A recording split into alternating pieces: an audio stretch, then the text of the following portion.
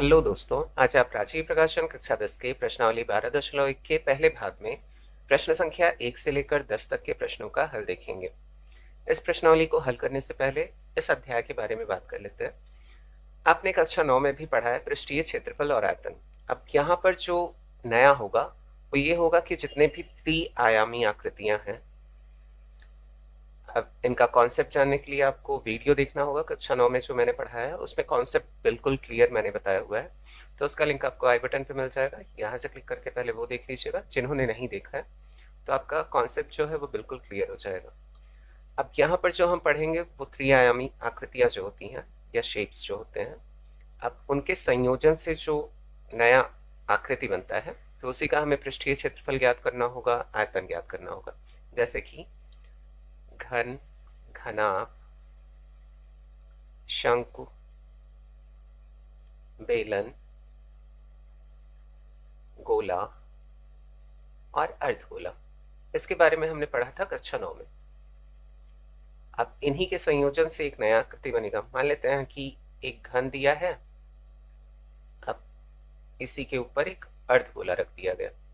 अब इसका या तो हमें पृष्ठीय क्षेत्रफल बताना होगा, संपूर्ण पृष्ठीय क्षेत्रफल, या फिर आयतन बताना होगा। तो इसी प्रकार का प्रश्न आपको मिलेगा। ठीक है, तो जिसका भी कॉन्सेप्ट क्लियर नहीं है वो कक्षा 9 वाला वीडियो जरूर से देख लेगा। ठीक, उसके बाद यहाँ पर आएगा। तो चलिए प्रश्न को हल करते हैं। जो पहला प्रश्न है उसे देख लेते हैं क्या है। पहला प्रश्न है 5 सेंटीमीटर भुजा वाले 3 घन परस्पर सिरे से सिरे जोड़े जाते हैं। इस प्रकार प्राप्त घनाभ का पृष्ठीय क्षेत्रफल ज्ञात कीजिए। पहले फिगर बना के आपको समझा देता हूँ, उसके बाद इस प्रश्न को हल करेंगे। दिया है कि 5 सेंटीमीटर भुजा वाले 3 घन। अब एक घन बना लेते हैं।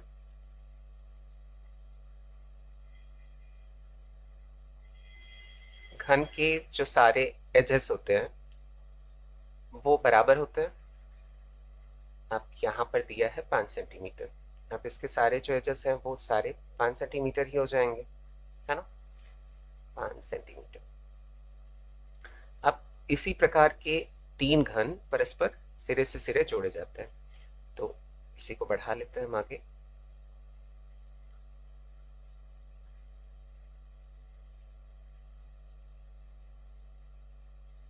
अब इस प्रकार से सिरे से सिरे जोड़ दिया जा रहा है।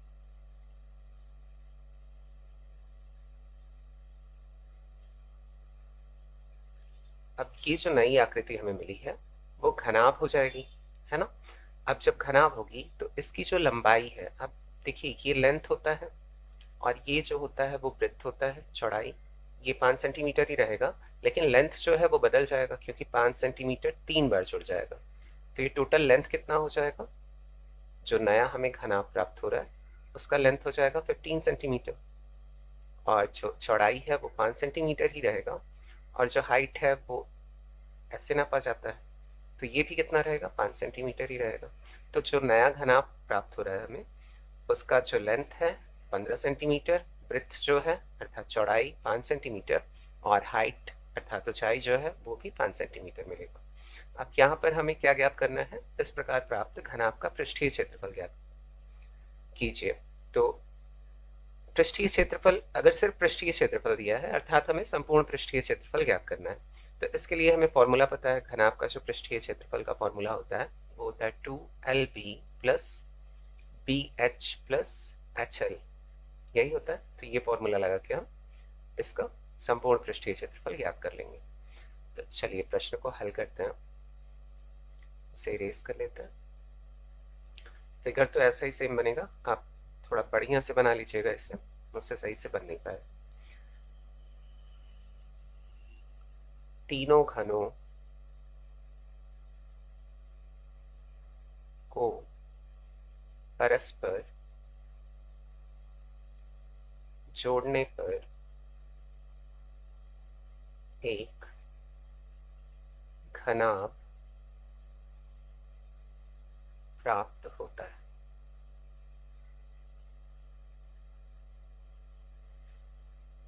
जिसकी लंबाई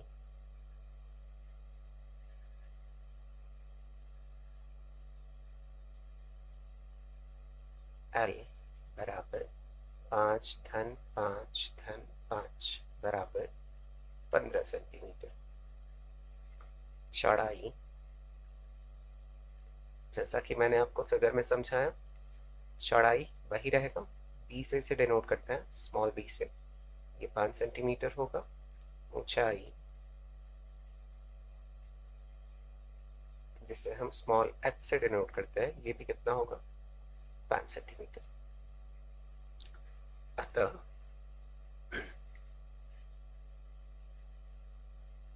घनाभ का पृष्ठीय क्षेत्रफल बराबर 2LB plus BH plus HL, ये सेंटीमीटर स्क्वायर में होता है, तो यहाँ सेंटीमीटर में ही दिया है, तो सेंटीमीटर इकाई भी लेके चलते हैं अब साथ में। तो 215 multiply by 5 plus 5 multiply by 5 plus 5 multiply by 15। अब इसे और सरल करें तो 15 5 सब 75 प्लस 25 प्लस 75। अब 75 प्लस 75 150 हो जाएगा, 150 में 25 जोड़े तो 175 हो जाएगा, तो 2 इंटू 175। अब इनका आपस में गुणा करें तो ये आ जाएगा 350 सेंटीमीटर स्क्वायर।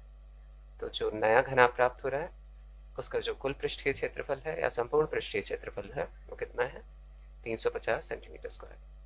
तो ये प्रश्न हल हो गया। और इसी कॉन्सेप्ट की बात कर रहा था आपको कि पृष्ठीय क्षेत्रफल क्या होता है, संपूर्ण पृष्ठीय क्षेत्रफल क्या होता है और वक्र पृष्ठीय क्षेत्रफल क्या होता है। इनके बारे में अगर जानना है आपको तो आप कक्षा 9 में जो मैंने वीडियो अपलोड किया है, सेम इसी नाम से है, पृष्ठीय क्षेत्रफल और आयतन, तो वहाँ जाकर आप देख लीजिएगा, मैंने सबका कॉन्सेप्ट जो है वो क्लियर बताया है, तो आपको समझ में अच्छे से आएगा। ठीक है, तो ये प्रश्न हल हो गया। अब चलिए अगले प्रश्न की तरफ बढ़ते हैं। दूसरा प्रश्न है, एक लोहे का बेलनाकार पोल जिसके आधार का व्यास 26 सेंटीमीटर तथा ऊंचाई 240 सेंटीमीटर है, जिसके ऊपर एक दूसरा बेलन जिसके आधार की त्रिज्या 10 सेंटीमीटर तथा ऊंचाई 66 सेंटीमीटर है। बेलनाकार पोल का द्रव्यमान ज्ञात कीजिए जहां 1 सेंटीमीटर क्यूब लोहे का द्रव्यमान 8 ग्राम है। अब देखिए, अगर हमें द्रव्यमान ज्ञात करना है तो सबसे पहले आयतन ज्ञात करना होगा। मैं फिगर बना के आपको अच्छे से समझाता हूँ। दिया है कि एक बेलनाकार पोल जिसके आधार का व्यास, तो बेलनाकार पोल है तो बेलन बना लेते हैं।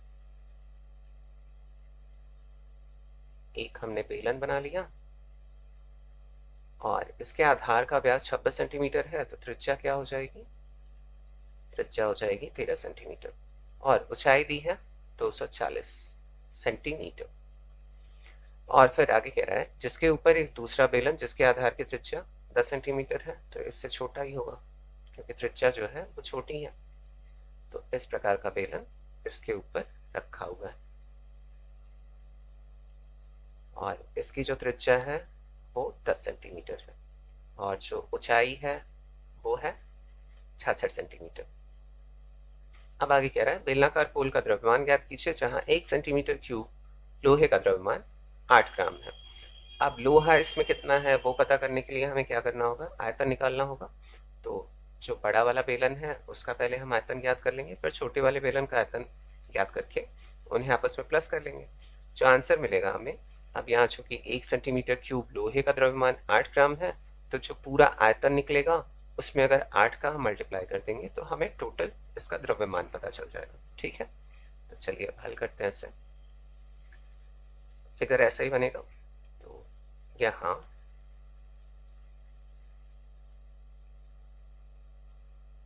लोहे का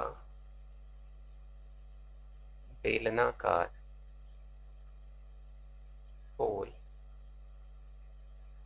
दो बेलन के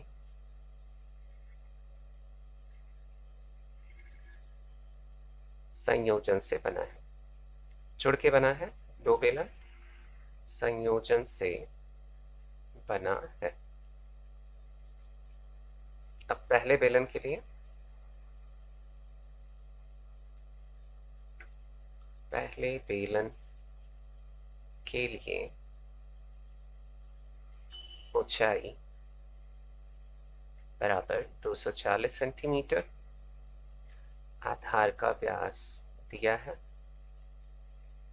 आधार का व्यास बराबर 26 सेंटीमीटर, इसीलिए त्रिज्या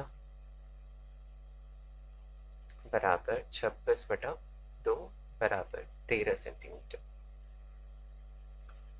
अब दूसरे बेलन के लिए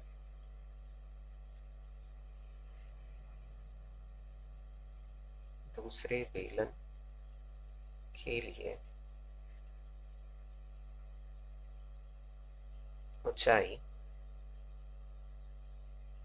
बराबर 66 सेंटीमीटर, आधार की त्रिज्या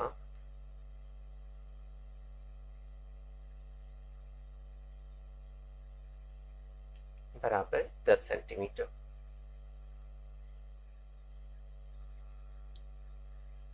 और चलिए अब नेक्स्ट पेज पे हल कर लेते हैं। चूंकि बेलन का आयतन का सूत्र होता है, बेलन का आयतन बराबर पाई आर स्क्वायर एच होता है, इसीलिए पोल का जो संपूर्ण आयतन होगा,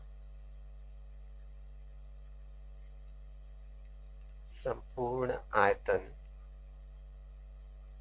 एक जो नीचे वाला पोल अर्थात जो नीचे वाला बेलन है उसका आयतन प्लस ऊपर वाला जो बेलन है उसका आयतन बराबर पहले बेलन का आयतन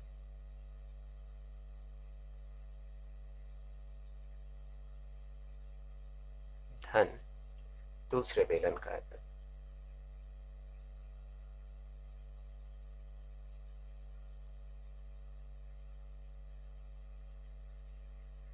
अब यहाँ प्रश्न में दिया है पाई बराबर 3.14 हमें लेना है, ठीक है। तो जहाँ पाई आएगा वहां पर हमें 3.14 रखना है।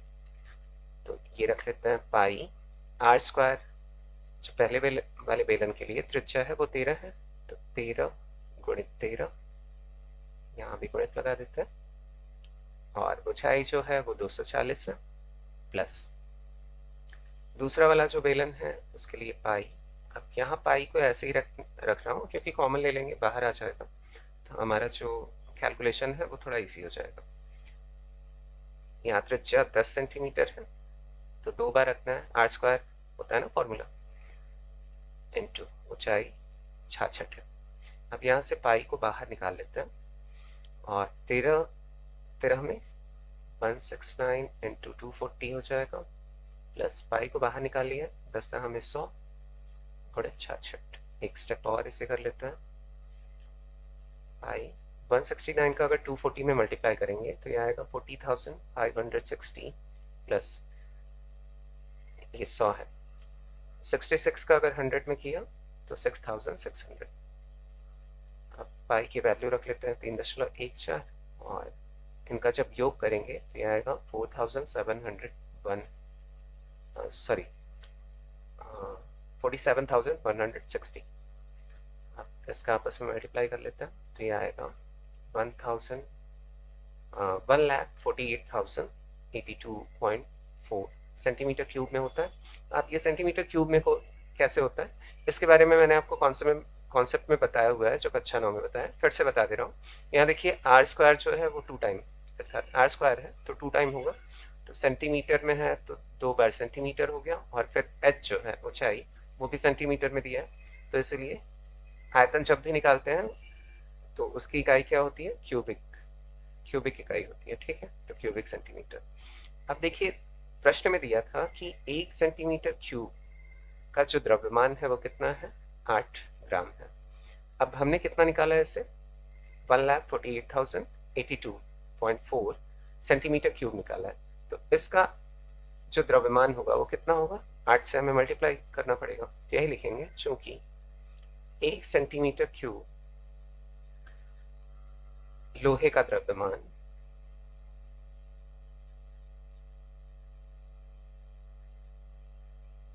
बराबर 8 ग्राम, इसीलिए 1,48,082.4 सेंटीमीटर क्यूब लोहे का द्रव्यमान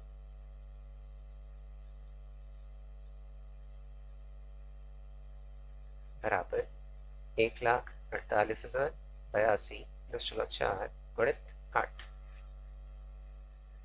अब इसका गुणा अगर करेंगे तो यहाँ आ जाएगा 11,84,659.2 ग्राम। तो ये हो गया हमारा फाइनल आंसर। तो ये प्रश्न भी हल हो गया। अब चलिए अगले प्रश्न की तरफ बढ़ते हैं।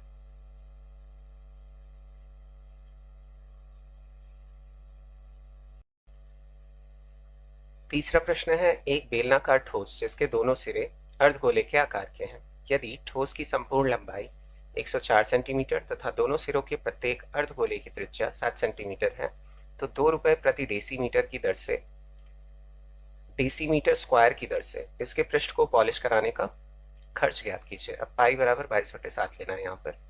तो पहले एक फिगर बना लेते हैं, उसके बाद आपको प्रश्न को अच्छे से समझा दूंगा, उसके बाद हल करेंगे। दिया है कि बेलनाकार ठोस है, तो एक बेलन ड्रॉ कर ले पहले। इस आकार का है ठोस और इसके जो दोनों सिरे हैं वो अर्धगोले आकार के हैं। तो इधर भी एक अर्धगोला है और इधर भी एक अर्धगोला है। फिर आगे कह रहा है, यदि ठोस की संपूर्ण लंबाई 104 सेंटीमीटर है, संपूर्ण लंबाई अर्थात जो अर्धगोले हैं इनको लेते हुए इसकी जो ऊंचाई है टोटल वो है 104 सेंटीमीटर, तथा दोनों सिरों के प्रत्येक अर्धगोले की त्रिज्या 7 सेंटीमीटर है। तो इसकी जो त्रिज्या दी है वो 7 सेंटीमीटर है और इधर जो अर्धगोला है उसकी भी त्रिज्या 7 सेंटीमीटर है। अब ये जो त्रिज्याएं हैं वो बेलन की त्रिज्याएं भी हो जाएंगी क्योंकि इसी से लगा हुआ है। तो यहाँ से ये बात क्लियर हो गई। ठीक है, फिर आगे कह रहा है, तो 2 रुपए प्रति डेसीमीटर स्क्वायर की दर से इसके पृष्ठ को पॉलिश करने का खर्च ज्ञात कीजिए। अब इसके पृष्ठ को हमें पॉलिश करना है। अब एक उदाहरण लेते हुए हम समझते हैं कि इसे हम कैसे ज्ञात करेंगे। अब मान लेते हैं कि एक कमरा है, आपको घनाभ क्या आकार का होता है कमरा, तो इस आकार का कमरा है। अब इसके चारों दीवार को हम पेंट कराना चाह रहे हैं। अब पेंट कराने की जो दर है 2 रुपए प्रति डेसीमीटर स्क्वायर की दर से हम पेंट करा रहे हैं। तो हमें क्या ज्ञात करना होगा, इसका वक्र पृष्ठीय क्षेत्रफल, क्योंकि 4 दीवारों को ले रहे हैं हम। यदि छत और जमीन को भी ले लें तो 6 दीवार हो जाएंगी, अर्थात संपूर्ण पृष्ठीय क्षेत्रफल ज्ञात करेंगे। और जब सिर्फ 4 दीवारों को लेंगे तो क्या ज्ञात करेंगे, वक्र पृष्ठीय क्षेत्रफल। ये यदि ज्ञात कर ले वक्र पृष्ठीय क्षेत्रफल और इसमें 2 का मल्टीप्लाई कर ले तो हमें पूरा इसका खर्च पता चल जाएगा कि कितना पेंट कराने का कॉस्ट आएगा। इसी प्रकार से हम बेलन का वक्र पृष्ठीय क्षेत्रफल ज्ञात कर लें, अर्थात ये वाला हिस्सा और ये वाला हिस्सा छोड़ देंगे तो इसका वक्र पृष्ठ आ जाएगा।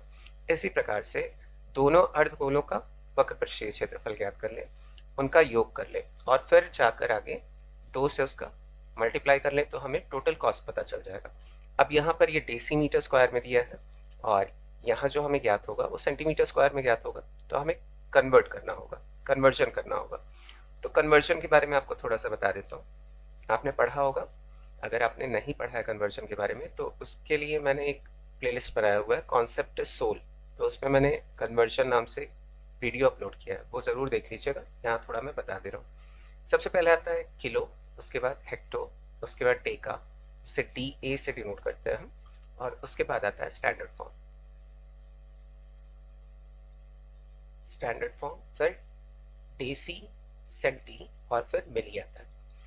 अब इधर से इधर जाने पर हमें मल्टीप्लाई करना होता है और ये 10-10 के गुणे में बढ़ता है।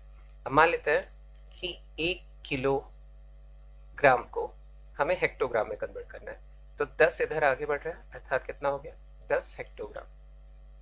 और इसी प्रकार से अगर 1 किलोग्राम, अब यहाँ जो स्टैंडर्ड फॉर्म है उसमें मीटर, लीटर और ग्राम आता है। ठीक है, अब मान लेते हैं 1 kg को हमें कन्वर्ट करना है ग्राम में, तो कितना आगे बढ़ रहा है 1, 2, 3, अर्थात 10 का कितनी बार गुणा होगा 3 बार, तो कितना हो जाएगा 1000 ग्राम। यहीं पे आ रहा है ना ग्राम में। अब अगर उल्टा चलते हैं तो हमें डिवाइड करना होता है। अब यहाँ भी 10-10 के हिसाब से बढ़ेगा, है ना। अब यहाँ क्या दिया है डेसीमीटर स्क्वायर और ये सेंटीमीटर में आएगा, जो भी उत्तर आएगा सेंटीमीटर स्क्वायर में आएगा। वक्र पृष्ठीय क्षेत्रफल याद कर रहे हैं, तो 1 डेसीमीटर बराबर होता है 10, यहीं दिया है ना, 10 का गैप है इनके बीच में, तो 10 सेंटीमीटर होता है। अब 1 डेसी मीटर स्क्वायर बराबर कितना हो जाएगा, 10 का 2 बार गुणा होगा, 10 गुणे 10 सेंटीमीटर स्क्वायर। ठीक है, तो ये आगे चलकर कन्वर्जन करना होगा, तब जाके हमें कॉस्ट पता चलेगा टोटल। ठीक है, तो हल करते हुए और अच्छे से इसे समझते हैं। तो चलिए इसे रेस कर लेते हैं पहले, कन्वर्जन आई थिंक। और हाँ, यहाँ ये भी बता दूं आपको कि इधर बढ़ते हुए हम गुणा करते हैं, और अगर इधर वापस आना होता है तो डिवाइड होता है। एक उदाहरण ले लेते हैं यहीं से। मान लेते हैं कि 1 मिलीमीटर को हमें कन्वर्ट करना है डेसीमीटर में, तो मिलीमीटर यहाँ है, इधर से कितना आएंगे हम, 2 बार आएंगे, अर्थात 10 गुणे 10 100। तो 1 में किससे डिवाइड कर दें, 100 से, तो ये किस में कन्वर्ट हो जाएगा, डेसीमीटर में। तो यहाँ दशमलव लगेगा ना, दशमलव 2 अंकों बाद, तो 0 और 1, और इसके आगे भी 0 लगा लेंगे, तो ये डेसीमीटर में कन्वर्ट हो जाएगा, अर्थात 1 मिलीमीटर बराबर 0.01 डेसीमीटर। तो इस प्रकार से कन्वर्जन होता है। अगर आपको डिटेल में देखना है तो आप कॉन्सेप्ट सोल नाम से प्लेलिस्ट है, उसमें वीडियो अपलोड किया है कन्वर्जन नाम से, तो वो ज़रूर देख लीजिएगा। तो चलिए प्रश्न पे आते हैं और इसे हल करते हैं। तो जैसे कि मैंने बताया कि बेलन का वक्र पृष्ठीय क्षेत्रफल ज्ञात कर लें और दोनों अर्धगोलों का वक्र पृष्ठीय क्षेत्रफल और उनका योग कर लें, और उसके बाद आगे चल के 2 से गुणा कर लेंगे, फिर डेसीमीटर स्क्वायर से सेंटीमीटर स्क्वायर में हम कन्वर्ट करेंगे। ठीक है, तो चलिए इसे हल करते हैं। जो दिया है वो नोट कर लेते हैं। दिया है बेलनाकार ठोस की संपूर्ण लंबाई,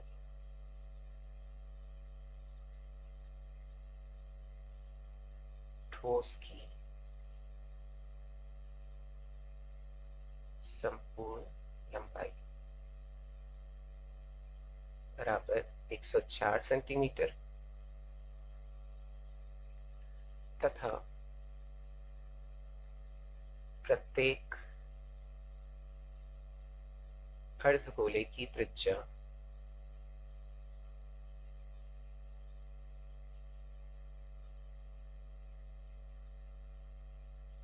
बराबर 7 सेंटीमीटर। इसीलिए ठोस के बेलनाकार भाग की ऊंचाई, बेलनाकार भाग की ऊंचाई या लंबाई, आप कुछ भी लिख सकते हैं। अब यहाँ ऊंचाई किस लिए ज्ञात कर रहे हैं, जो वक्र पृष्ठीय क्षेत्रफल का फॉर्मूला होता है वो 2πr(h) होता है। तो हमें बेलन अर्थात बेलन के वक्र पृष्ठीय क्षेत्रफल का ये फॉर्मूला होता है। अब इसमें इसकी ऊंचाई ज्ञात होनी आवश्यक है। अब अगर इसे निकालना है सिर्फ बेलन की ऊंचाई अर्थात ये वाला हिस्सा, तो किस प्रकार से ज्ञात करेंगे, इसमें से एक बार हमें इसकी ऊंचाई घटानी होगी और फिर इस अर्धगोले की ऊंचाई घटानी होगी। अब इसका जो ऊंचाई है वो 7 सेंटीमीटर होगा। ये कैसे होगा ये भी समझा देता हूँ। मान लेते हैं कि एक गोला है, स्फीयर, और इसका जो व्यास है वो है 14 सेंटीमीटर। ठीक है, अब इसकी त्रिज्या कितनी आएगी, 7 सेंटीमीटर। अब इसे किसी भी तरफ से लीजिए तो ये ऊंचाई भी कितना आएगा, इसका 7 सेंटीमीटर ही आएगा, और त्रिज्या भी कितनी आएगी, 7 सेंटीमीटर ही, अर्थात इसकी जो त्रिज्या होती है वही इसकी ऊंचाई भी होती है।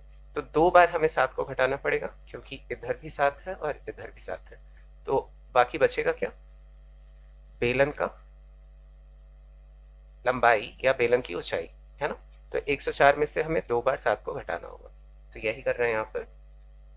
तो 104 फिर 2 गुणे 7 बराबर 104 फिर 14, तो यह आ जाएगा 90 सेंटीमीटर।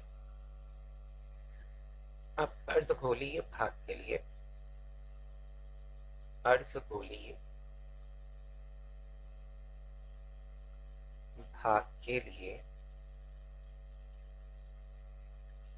त्रिज्या r बराबर 7 सेंटीमीटर।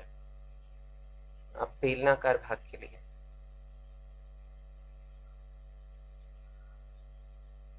बेलनाकार भाग के लिए भी जो त्रिज्या होगी वो 7 सेंटीमीटर ही होगी। त्रिज्या आर बराबर 7 सेंटीमीटर, और ऊंचाई जो है अब भी हमने निकाला है वो कितना है, 90 सेंटीमीटर। अब संपूर्ण ठोस का हमें क्या निकालना है, पृष्ठीय क्षेत्रफल निकालना है। उसके लिए इसका वक्र पृष्ठीय क्षेत्रफल बेलन का और दोनों अर्धगोले का वक्र पृष्ठीय क्षेत्रफल, और उनका योग करेंगे तो हमें संपूर्ण पृष्ठीय क्षेत्रफल ज्ञात हो जाएगा। तो यही करेंगे, ठोस का संपूर्ण पृष्ठीय क्षेत्रफल बराबर बेलनाकार भाग का वक्र पृष्ठीय क्षेत्रफल। अब बेलनाकार भाग का वक्र पृष्ठीय क्षेत्रफल, इसी के लिए मैं कह रहा था आपको कि अगर आपका कॉन्सेप्ट क्लियर ना होगा तो आप जरूर से कक्षा 9 वाला वीडियो देख लीजिएगा, उसके बाद यहाँ पर आइएगा। वक्र पृष्ठ क्या होता है, इसके ऊपर का हिस्सा छोड़ दीजिए और नीचे वाला हिस्सा छोड़ दीजिए, सिर्फ चारों तरफ वाला जो हिस्सा होता है वही वक्र पृष्ठीय क्षेत्रफल बेलनाकार का कहलाता है। और इसी प्रकार से अर्धगोला जो होता है इस आकार का होता है। अगर नीचे का जो वृत्ताकार भाग है उसे अगर छोड़ देंगे तो बाकी का जो ऊपर का चारों तरफ से हम ज्ञात करेंगे वो क्या कहलाएगा, अर्धगोले का वक्र पृष्ठीय क्षेत्रफल। ठीक है, बेलनाकार भाग का वक्र पृष्ठीय क्षेत्रफल धन 2 गुणित अर्धगोलीय भाग का वक्र पृष्ठीय क्षेत्रफल। अर्धगोलीय भाग का वक्र पृष्ठीय क्षेत्रफल। अब चलिए इसे अगले पेज पे हल कर लेते हैं। बराबर जो बेलनाकार भाग का वक्र पृष्ठीय क्षेत्रफल है वो होगा 2 pi r h plus 2 multiply by, अब जो अर्धगोलीय भाग है उसका वक्र पृष्ठीय क्षेत्रफल का फॉर्मूला होता है 2 पाई आर स्क्वायर। अब यहाँ से अगर कुछ कॉमन निकल रहा है तो कॉमन निकाल लेते हैं जिससे कि कैलकुलेशन इजी हो जाए।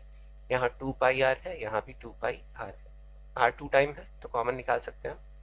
तो 2 पाई आर को अगर कॉमन निकाल लिया, यहाँ से 2 पाई आर कॉमन निकल गया, सिर्फ बचा एच प्लस, यहाँ प्लस है तो प्लस, और 2 पाई आर निकल गया तो 2 और 1 आर बच जाएगा।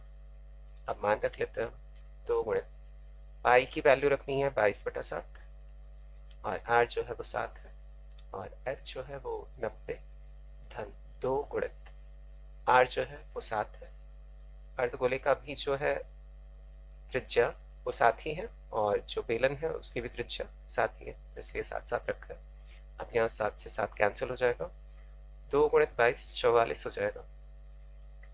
इसे हल करें तो 90 धन 14, और अगर सरल करें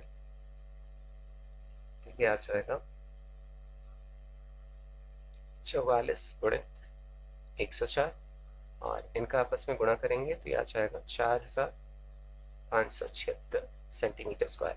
अब ये सेंटीमीटर स्क्वायर में आ गया क्षेत्रफल पूरा, और इसी भाग को हमें पॉलिश कराना है, और जो प्रति डेसीमीटर स्क्वायर की दर से पॉलिश कराने का खर्च है वो 2 रुपए है। तो लिख लेते हैं, चूंकि प्रति डेसीमीटर स्क्वायर की दर से पॉलिश कराने का खर्च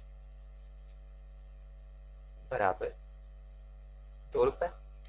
अब जैसा कि मैंने बताया था 1 डेसीमीटर बराबर कितना होता है, 10 सेंटीमीटर। अगर 1 डेसीमीटर स्क्वायर किया जाए तो ये कितना आएगा, 100 सेंटीमीटर स्क्वायर, 2 बार 10 का गुणा हो जाएगा। अब हमें सेंटीमीटर, अब देखिए इसीलिए यहाँ पहले लिख लेता हूँ उसके बाद समझाता हूँ। 4576 सेंटीमीटर स्क्वायर क्षेत्रफल को पॉलिश कराने का खर्च बराबर, अब सेंटीमीटर स्क्वायर ऑलरेडी दिया है, इसे हमें डेसीमीटर स्क्वायर में लाना है, तो ये 100 से अर्थात 1 सेंटीमीटर स्क्वायर बराबर क्या हो जाएगा, यहाँ पे 100 का इसमें भाग हो जाएगा 1/100 डेसीमीटर स्क्वायर, अर्थात 2 से तो इसका गुणा होगा ही, 4576 गुणित 2, और इसे हमें डेसीमीटर स्क्वायर में लाना है, तो बटा क्या करना होगा 100, तभी तो डेसीमीटर में आएगा ना, क्योंकि जो कॉस्ट दिया है वो डेसीमीटर स्क्वायर के हिसाब से दिया है, और जो क्षेत्रफल आ रहा है वो किस में आ रहा है, सेंटीमीटर स्क्वायर में आ रहा है। ठीक है, तो अगर 2 से इसका गुणा करते हैं तो आएगा 9152 बटा 100, और 100 से अगर इसे भाग देंगे तो 2 अंक बाद दशमलव लग जाएगा, तो आएगा रुपीज में 91 रुपये 52 पैसे। तो ये हो गया फाइनल आंसर। तो आई होप कि आपको अच्छे से समझ में आया होगा। अब चलिए अगले प्रश्न की तरफ बढ़ते हैं।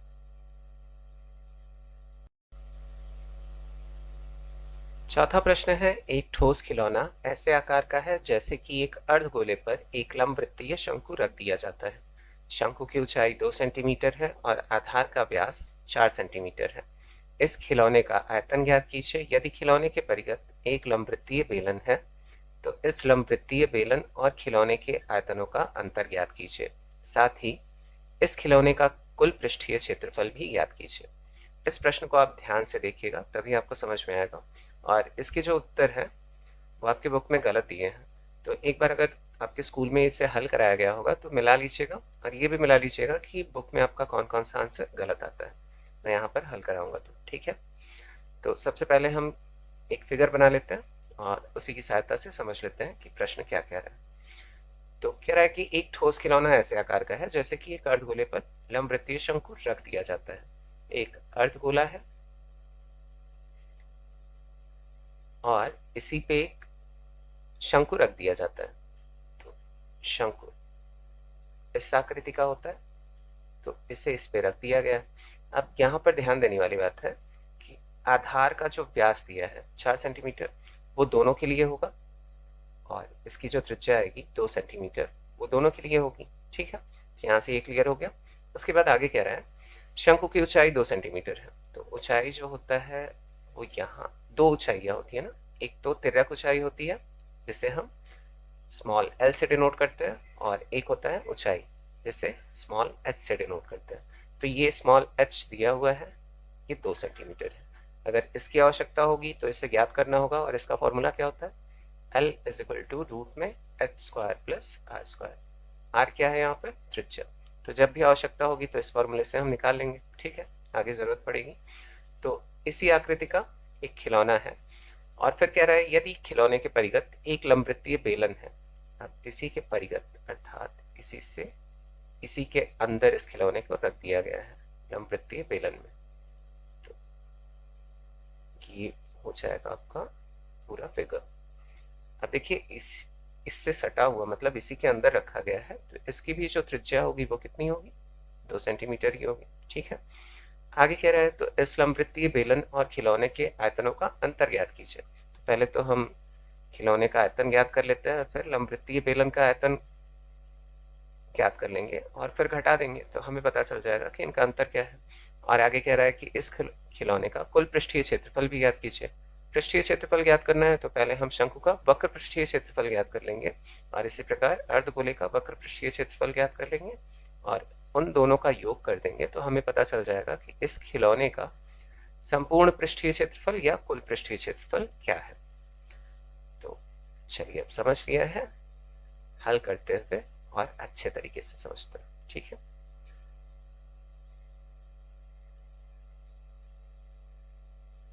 दिया है ठोस खिलौना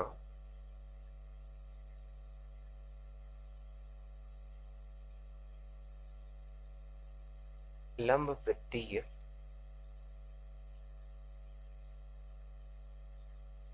शंकु तथा अर्धगोले के संयोजन से बना है, अर्थात इन दोनों को मिलाकर बनाया गया है, संयोजन से बना है। अब इसी प्रकार का एक खिलौना लट्टू होता है ना, जिसे रस्सी में फंसाकर ऐसे नचाया जाता है, तो वो भी इसी आकार का होता है। अब शंक्वाकार भाग के लिए बारी बारी लिख लेते हैं क्या क्या दिया हुआ है। शंक्वाकार भाग के लिए ऊंचाई, जिसे हम स्मॉल h से डिनोट करते हैं, ये दिया है 2 सेंटीमीटर। आधार का व्यास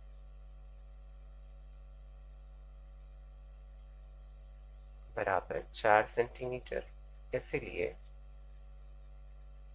त्रिज्या r बराबर क्या हो जाएगा, 4/2 बराबर 2 सेंटीमीटर। अब अर्धगोलीय भाग के लिए, अर्धगोलीय भाग के लिए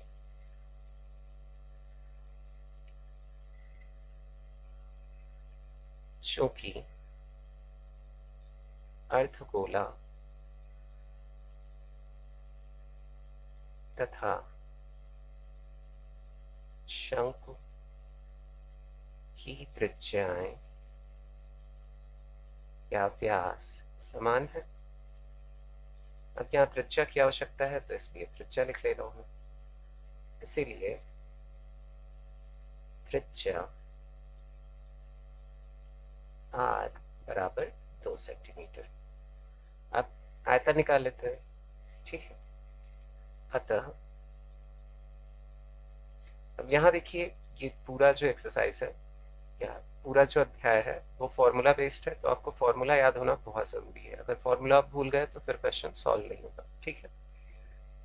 तो सारे फॉर्मूले जो हैं वो आपको याद होने चाहिए। अतः ठोस खिलौने का आयतन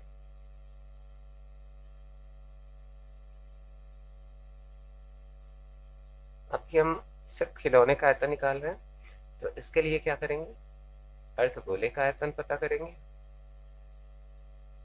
अर्धगोले का आयतन, अब इसमें शंकु का आयतन जोड़ देंगे, धन शंकु का आयतन।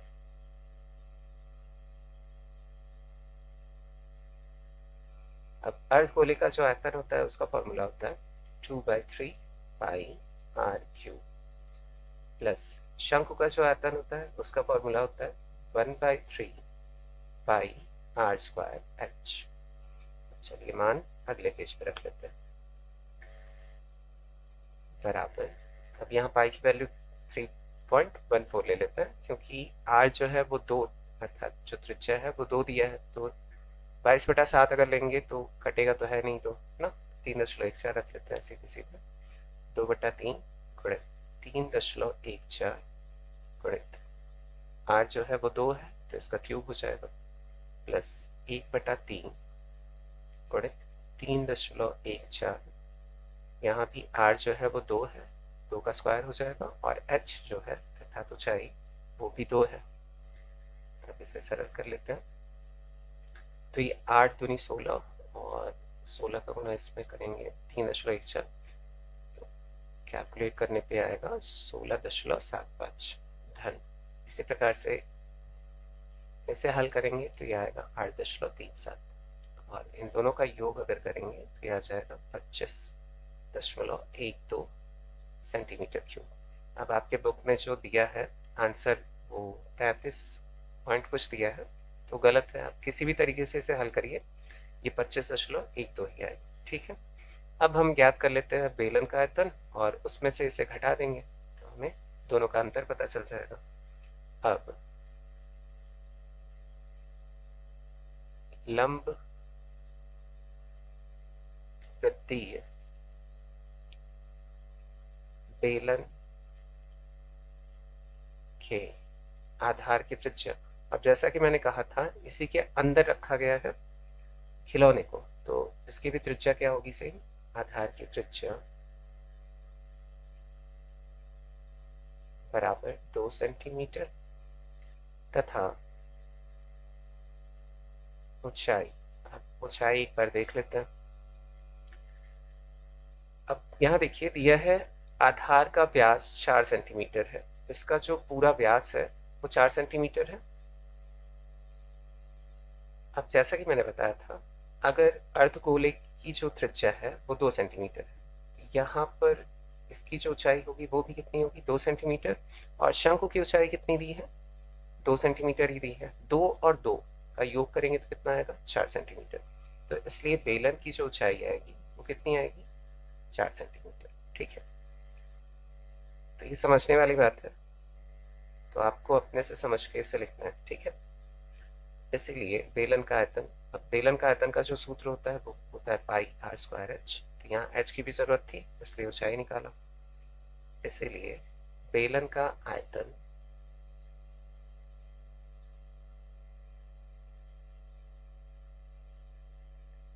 बराबर पाई आर स्क्वायर एच बराबर यहाँ 3.14 पाई की वैल्यू, और आर जो है वो 2 का स्क्वायर हो जाएगा, और एच जो है वो 4। इससे अगर सरल करें तो ये 4 गुणित 4 आएगा, 4 चौक 16, 16 का गुणा अगर 3.14 में करेंगे तो आ जाएगा 50.24। ये भी आएगा किसमें, सेंटीमीटर क्यूब में आएगा। जब भी आयतन ज्ञात करते हैं वो क्यूबिक सेंटीमीटर या क्यूबिक मीटर में आता है। ठीक है, अब हम अंतर ज्ञात कर सकते हैं। अतः लंब वृत्तीय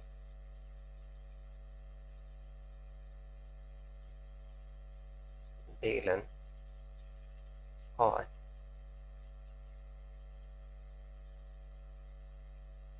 खिलौने के आयतनों का अंतर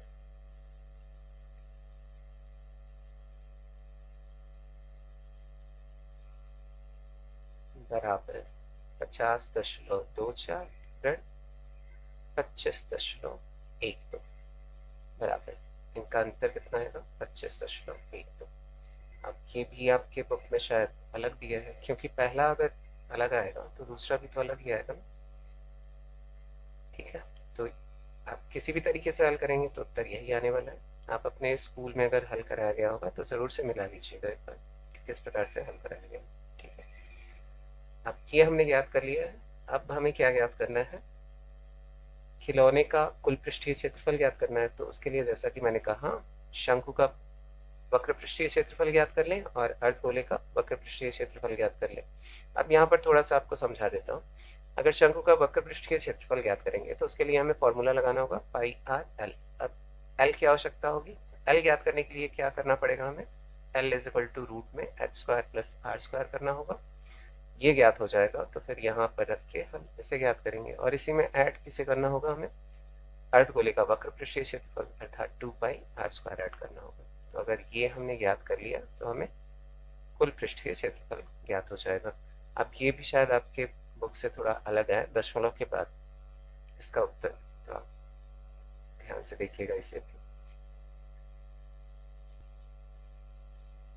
जैसा कि मैंने बताया था, शंकु का वक्र पृष्ठीय क्षेत्रफल ज्ञात करने के लिए हमें क्या करना होगा, पहले शंकु की तिर्यक ऊंचाई याद कर लेते हैं, तो यहीं पे याद कर लेते हैं।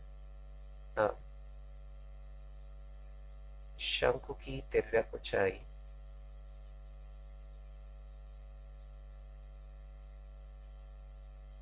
जिसे हम स्मॉल एल से डिनोट करते हैं, ये होगा रूट में H square plus are square बराबर शंकु की जो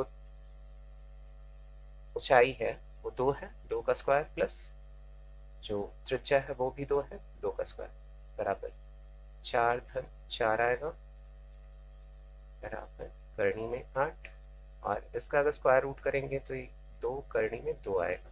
अब देखिए आपका जो बुक में उत्तर दिया है वो दशमलव में दिया है, तो यहाँ करनी में 2 का हम मान रख लेते हैं। करनी में 2 का अगर वर्गमूल निकाला जाए, अर्थात 2 का हम वर्गमूल निकाल रहे हैं ना, तो इसे किस प्रकार से निकालते हैं, इसके लिए दीर्घ विभाजन विधि का उपयोग करते हैं।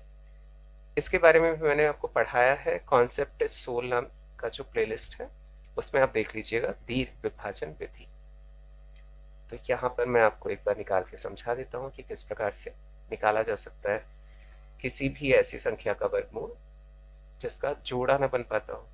जब वर्गमूल निकालते हैं तो जोड़े के रूप में निकालते हैं ना, तो 2 को हम इस प्रकार से लिख लेंगे और इसके आगे आप डेसी में लगा के 0 0 लिख लीजिए। अधिकतर क्या करते हैं, दशमलव के बाद 2 अंकों तक ही निकालते हैं। ठीक है, तो यहाँ भी 2 अंकों तक निकालेंगे। तो पहली बार जब इसे काटते हैं तो वो वर्ग के रूप में होना चाहिए।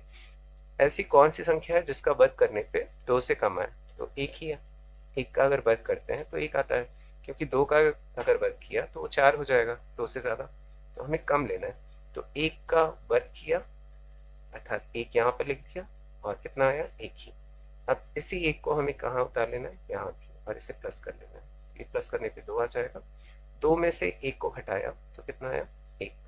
अब ये दशमलव यहाँ चला जाएगा और जोड़े के रूप में 0 उतरेगा। ठीक है। अब ऐसी संख्या से हम भाग देंगे जो यहाँ भी उतरे और यहाँ भी उतरे। तो देखिए यहाँ 4 अगर लिखा मैंने तो 4 को यहाँ भी उतारना पड़ेगा और 4 चौक 16 और एक हाथ से लग जाएगा। 4 दूनी 8 1 9। तो इससे ज़्यादा बार तो हो नहीं सकता। अगर यहाँ 5 लेता है यहाँ भी हमें 5 ही उतारना पड़ता है, तो ये 100 से ज़्यादा हो जाता है। ठीक है।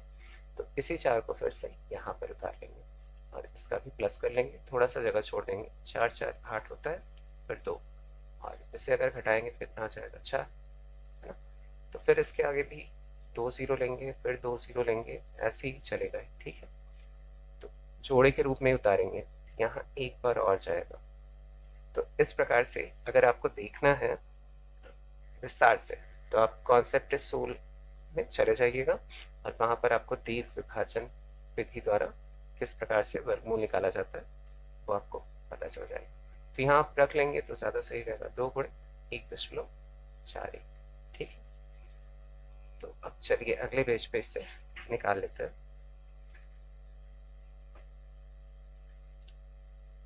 अतः खिलौने का कुल पृष्ठीय क्षेत्रफल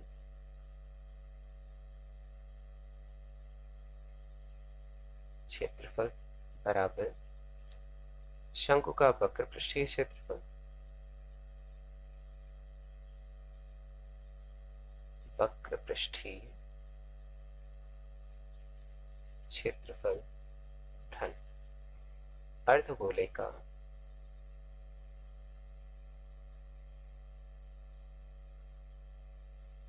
वक्र पृष्ठीय क्षेत्रफल।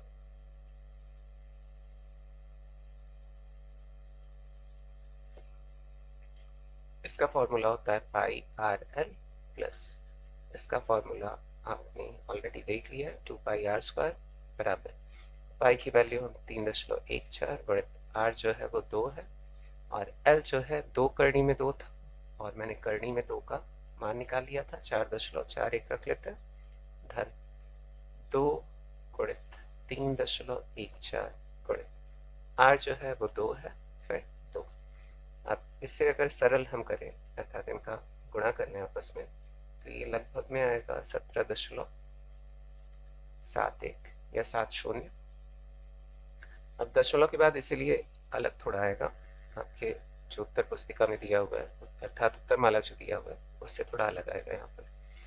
अब इनका अगर गुणा करेंगे तो यह आ जाएगा 25.12 और इन दोनों का अगर योग करेंगे तो यह आ जाएगा 42.82 या 83 और यह आएगा सेंटीमीटर स्क्वायर। तो ये हो गया फाइनल आंसर। तो ये प्रश्न भी हल हो गया है। अब चलिए अगले प्रश्न की तरफ बढ़ते हैं।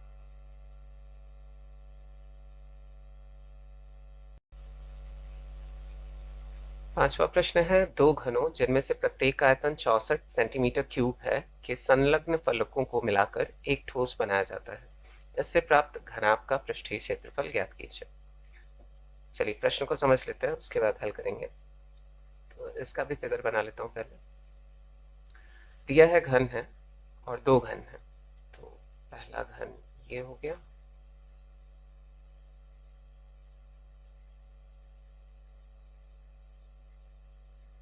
इस प्रकार से, और दोनों घनों के फलकों को मिलाकर आपस में जोड़ दिया जा रहा है। तो इसी को बढ़ा लेते हैं।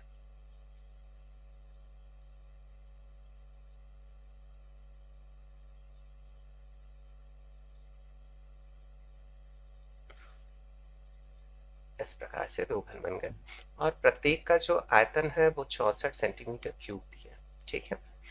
अब इसके फलक, अच्छा फलक क्या होते हैं? इंग्लिश में इसे फेसेस बोलते हैं। अब जैसे कि एक उदाहरण लेते हैं, आपका कमरा ही, ठीक है, आप जिस कमरे में बैठे होंगे तो उसकी जो चारों दीवार आपको दिख रही हैं अंदर से, तो वो इसके क्या हो गए, फलक हो गए। और 6 दीवार हो गए, वैसे तो एक ज़मीन भी है और एक ऊपर भी है, तो ये इसके 6 फलक हो गए, ठीक है, और इंग्लिश में फेस बोलते हैं उसे, ठीक। तो इसके संलग्न फलकों को मिलाकर दोनों को जोड़ दिया जा रहा है, तो ये जो नया प्राप्त होगा वो घनाभ होगा, है ना। तो अगर एक घन का आयतन दिया है 64 सेंटीमीटर क्यूब, तो जो घन के आयतन का फॉर्मूला होता है, घन का आयतन,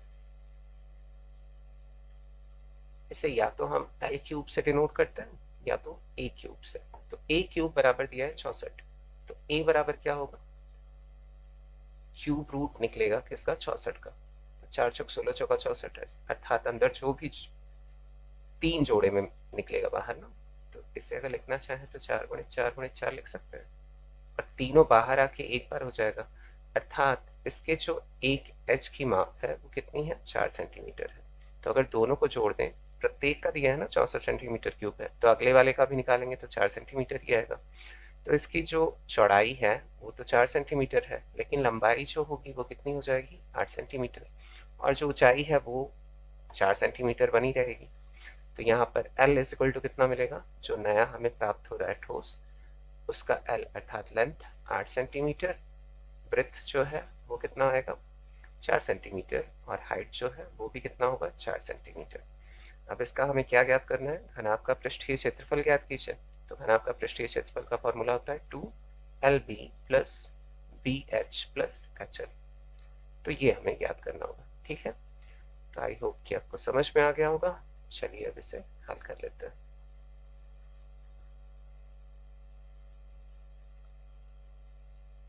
दिया है प्रत्येक घन का आयतन बराबर 64 सेंटीमीटर क्यूब, इसीलिए ए क्यूब बराबर 64 सेंटीमीटर क्यूब। तो ए बराबर कितना हो जाएगा, क्यूब रूट 64, तो ए बराबर 4 सेंटीमीटर। जब हम घन के संलग्न फलकों को मिलाकर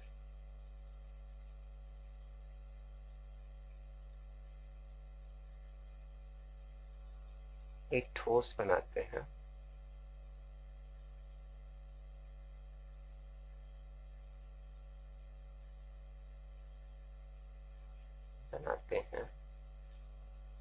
तब नए बने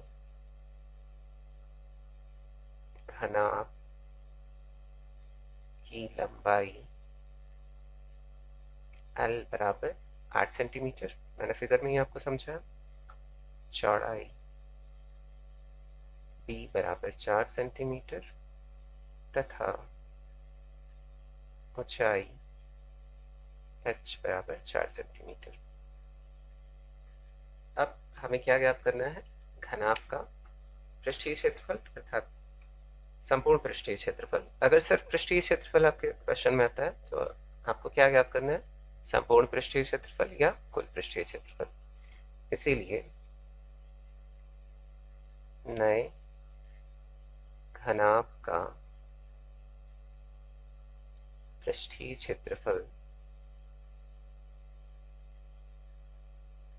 बराबर 2LB plus BH plus HL बराबर 2, L जो है वो 8 है, into 4 plus 4 into 4 plus 4 into 8।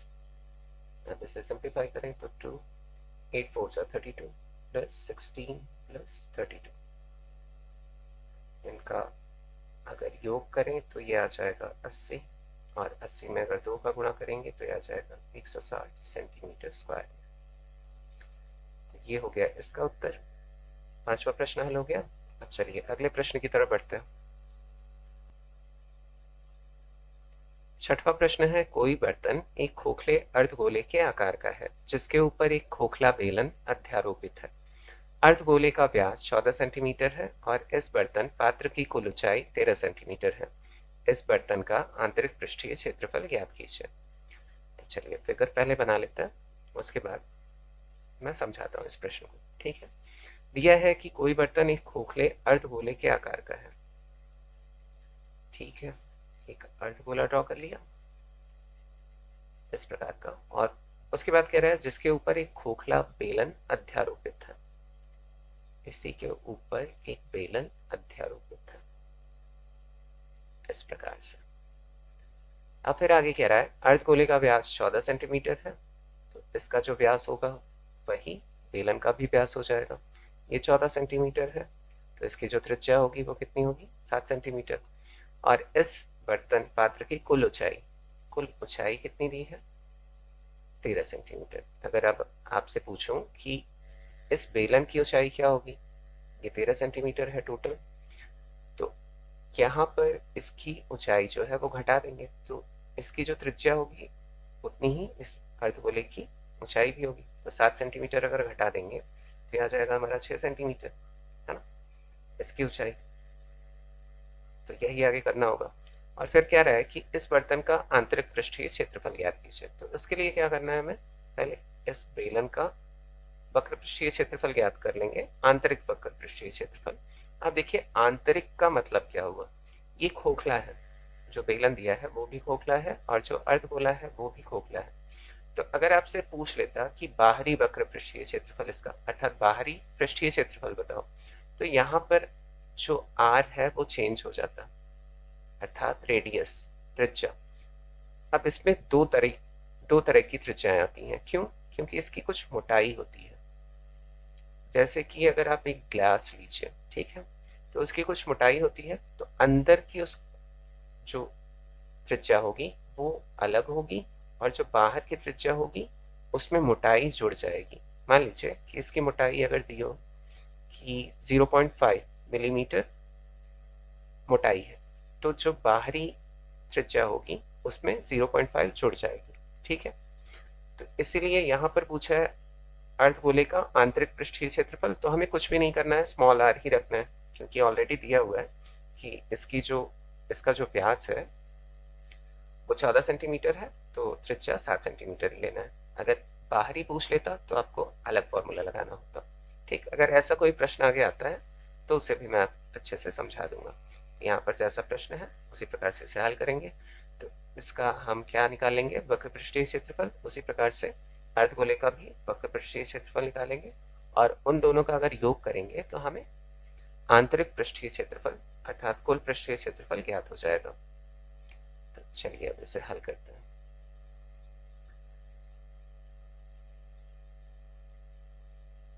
दिया है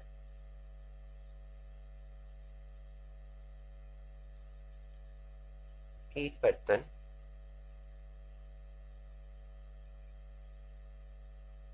खोखले अर्धगोले के आकार का है,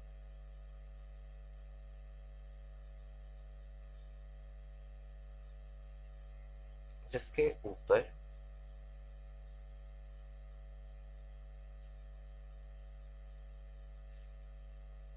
बेलन अध्यारोपित है।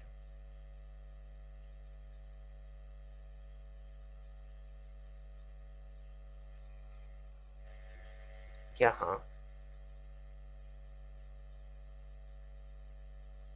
अर्धगोले का व्यास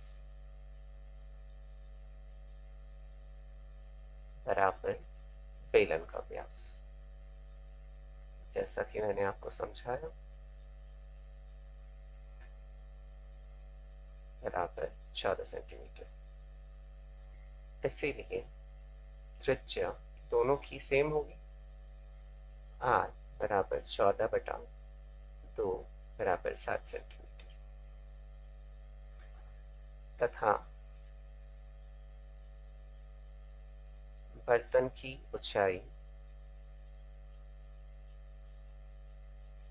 बराबर 13 सेंटीमीटर। अतः खोखले बेलन की ऊंचाई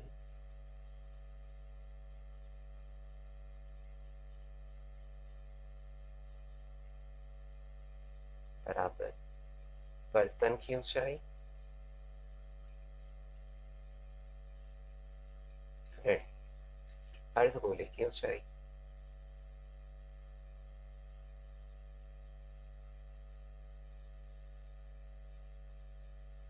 बराबर 13 सेंटीमीटर ऋण 7 सेंटीमीटर बराबर 6 सेंटीमीटर। अब हमने ऊंचाई याद कर लिया। अब निकाल सकते हैं बर्तन का आंतरिक पृष्ठीय क्षेत्रफल।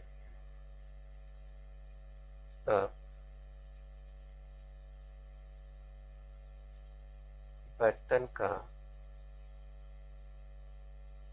आंतरिक पृष्ठीय क्षेत्रफल बराबर बेलन का वक्र पृष्ठीय क्षेत्रफल,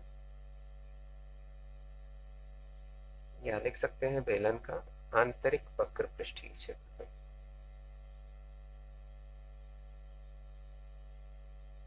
वक्र पृष्ठीय क्षेत्रफल धन अर्धगोले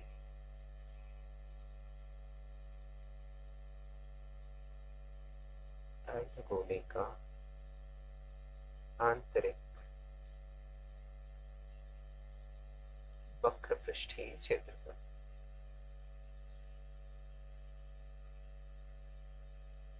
चलिए अगले पेज पे इसका मान रख लेते हैं। तो जो बेलन का वक्र पृष्ठीय क्षेत्रफल होता है उसका फॉर्मूला होता है 2πRh प्लस, और जो अर्धगोले का वक्र पृष्ठीय होता है वक्र पृष्ठीय क्षेत्रफल होता है वो 2πr²। अब यहाँ पर पाई की वैल्यू 22/7 रख लेते हैं, क्योंकि r जो है वो 7 सेंटीमीटर दिया है। तो 2 × 22/7 × 7 × h जो है वो 6 है, प्लस 2 × 22/7 × r जो है वो 7 है। 2 बार रख लिया, 7 से 7 यहाँ कैंसिल, 7 से 7 यहाँ कैंसिल। अब वैसे अगर कॉमन लेना होता तो कॉमन भी ले सकते थे, तो अगर 44 को हम कॉमन ले लें तो थोड़ा और सरल हो जाएगा। 22 × 44, 22 × 44, तो यहाँ क्या बच रहा है 6 × 7, 44 × 13। तो 13 का गुणा अगर 44 में करेंगे तो आ जाएगा 572 सेंटीमीटर स्क्वायर, और यही हो जाएगा फाइनल आंसर। तो ये प्रश्न भी हल हो गया। अब चलिए अगले प्रश्न की तरफ बढ़ते हैं। 7वां प्रश्न है, एक खिलौना त्रिज्या 3.5 सेंटीमीटर वाले एक शंकु के आकार का है जो उसी त्रिज्या वाले एक अर्धगोले पर अध्यारोपित है। इस खिलौने की संपूर्ण ऊंचाई 15.5 सेंटीमीटर है। इस खिलौने का संपूर्ण पृष्ठीय क्षेत्रफल ज्ञात कीजिए। अब चलिए फिगर इसका भी बना लेते हैं। ये चौथे प्रश्न की तरह ही खिलौना है।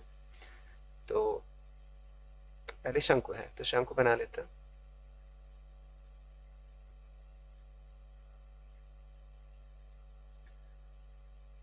इसकी जो त्रिज्या है वो 3.5 सेंटीमीटर है। तो त्रिज्या 3.5 सेंटीमीटर जो उसी त्रिज्या वाले एक अर्धगोले पर अध्यारोपित है। तो एक अर्धगोला है और इसी पे ये अध्यारोपित है। खिलौने की संपूर्ण ऊंचाई दी है। संपूर्ण ऊंचाई अर्थात अर्धगोला को लेते हुए इसकी जो ऊंचाई है वो 15.5 सेंटीमीटर है। ठीक है, अगर सिर्फ शंकु की ऊंचाई निकालनी होगी तो 3.5 को इसमें घटाना होगा, क्योंकि जो अर्धगोले की ऊंचाई है वो कितनी होगी 3.5 सेंटीमीटर। इस खिलौने का संपूर्ण पृष्ठीय क्षेत्रफल ज्ञात करना है। तो हमें क्या ज्ञात करना होगा, इसका वक्र पृष्ठीय क्षेत्रफल अर्थात जो शंकु है उसका वक्र पृष्ठीय क्षेत्रफल, और अर्धगोले का भी वक्र पृष्ठीय क्षेत्रफल। अब जो शंकु का वक्र पृष्ठीय क्षेत्रफल होता है उसका फॉर्मूला होता है πRL। तो इसके लिए ये तो हम निकाल लेंगे 3.5 घटाकर, अर्थात 15.5 में अगर 3.5 को घटाएंगे तो ये 0 और ये 2। शंकु की जो ऊंचाई है वो 12 सेंटीमीटर आ जाएगी। L ज्ञात करने के लिए हम कौन सा फॉर्मूला लगाते हैं, L = रूट में h² + r²। तो इसके लिए हम h अर्थात 12 का वर्ग करेंगे धन 3.5 का वर्ग कर लेंगे। अब यहाँ से जो उत्तर आएगा वही l हो जाएगा, ठीक है। और फिर अर्धगोले का जो है वो वक्र पृष्ठीय क्षेत्रफल निकालेंगे 2πr² और उसे जो πr l निकालेंगे उसमें ऐड कर देंगे, तो हमें संपूर्ण पृष्ठीय क्षेत्रफल इस खिलौने का ज्ञात हो जाएगा। तो चलिए अब इसे हल करते हैं और अच्छे तरीके से इसे समझते हैं।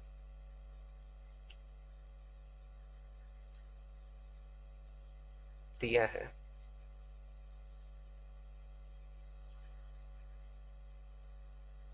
एक खिलौना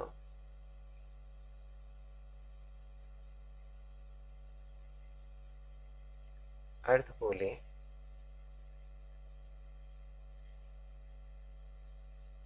और शंकु से मिलकर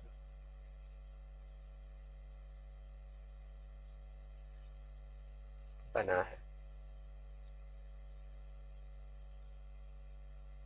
शंकु अर्धगोले पर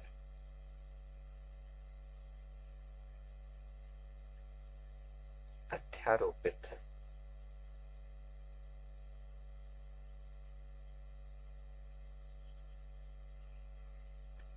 खिलौने की कुल ऊंचाई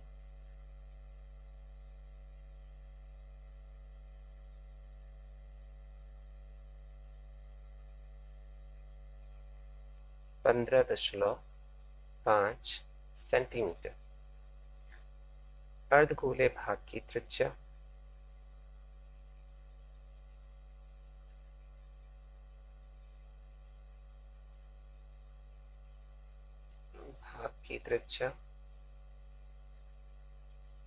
बराबर शंकु की त्रिज्या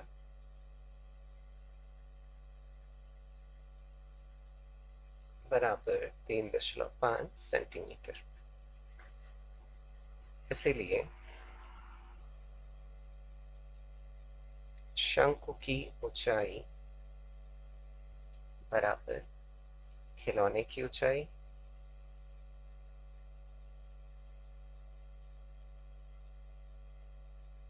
ऋण अर्धगोले भाग की ऊंचाई।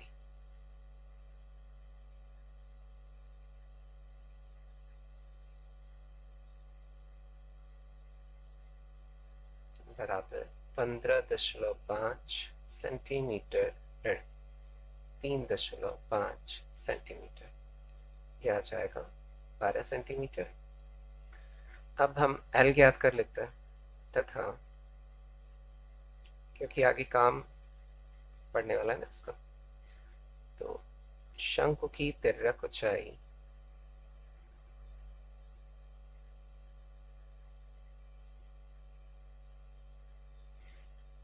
L बराबर रूट में h² प्लस r² बराबर h जो है वो 12 का वर्ग धन 3.5 का वर्ग बराबर 12 का वर्ग होता है 144 धन 3.5 का अगर वर्ग करेंगे तो यह आ जाएगा 12.25।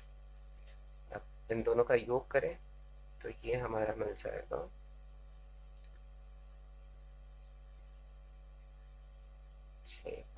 156.25। अब इसका अगर वर्गमूल करना हो तो बहुत आसान तरीका एक बता रहा हूँ। अगर दशमलव वाली संख्याओं का वर्गमूल करना हो तो 156.25 है।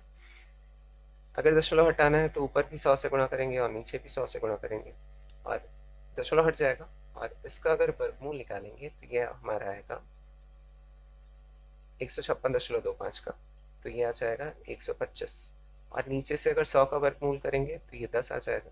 10 से अगर इसे भाग देंगे तो कितना आएगा 12.5। तो ये 12.5 सेंटीमीटर ये क्या आया है तिर्यक ऊंचाई है, ठीक है। अब इसका उपयोग कर सकते हैं हम। तो चलिए नेक्स्ट पेज पे संपूर्ण पृष्ठीय क्षेत्रफल ज्ञात कर लेते हैं। अब खिलौने का संपूर्ण पृष्ठीय क्षेत्रफल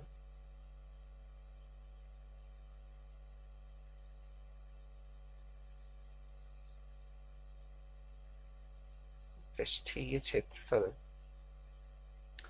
बराबर शंकु का वक्र पृष्ठीय क्षेत्रफल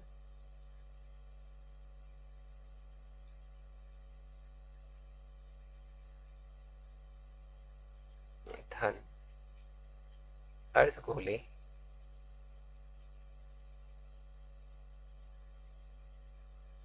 का वक्र पृष्ठीय क्षेत्रफल बराबर पाई आर एल धन 2 पाई आर स्क्वायर। अब यहाँ से अगर कॉमन कुछ निकलता है, पाई आर को कॉमन निकाल लेते हैं। चलिए, तो यहाँ से हमारा बचेगा एल प्लस 2 और एक आर बच जाएगा, नहीं बचेगा। अब मान रख लेते हैं इसका 22/7 रख लेते हैं। आर जो है वो है 3.5, कट जाएगा ना 7 से, तो इसलिए 22/7 रख रहा हूँ। एल जो है वो 12.5 है धन 2 इंटू आर जो है वो 3.5 है। इससे डिवाइड हो जाएगा, 7×5 होता है 0.5 टाइम, और 22 का अगर आधा करते हैं, अर्थात ये 1/2 ही है ना, तो अगर 22 का आधा करते हैं तो यहाँ 11 आ जाएगा, और यहाँ पर 12.5 धन 3.5 का अगर दुगना करूँ तो कितना आता है 7, 11 गुणित 12.5 धन 12.5 धन 7 करेंगे तो 19.5 आ जाएगा। 19.5 में अगर 11 का गुणा करेंगे तो आ जाएगा 214.5 सेंटीमीटर स्क्वायर। तो ये आ गया फाइनल आंसर।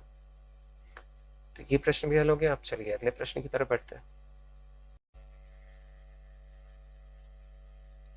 8वां प्रश्न है, भुजा 7 सेंटीमीटर वाले एक घनाकार ब्लॉक के ऊपर एक अर्धगोला रखा हुआ है। अर्धगोले का अधिकतम व्यास क्या हो सकता है?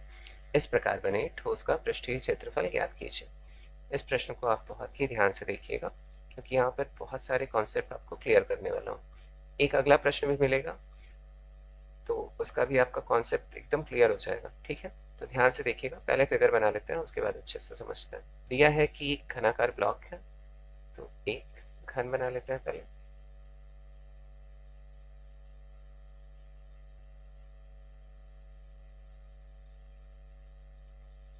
ये बन गया हमारा घन।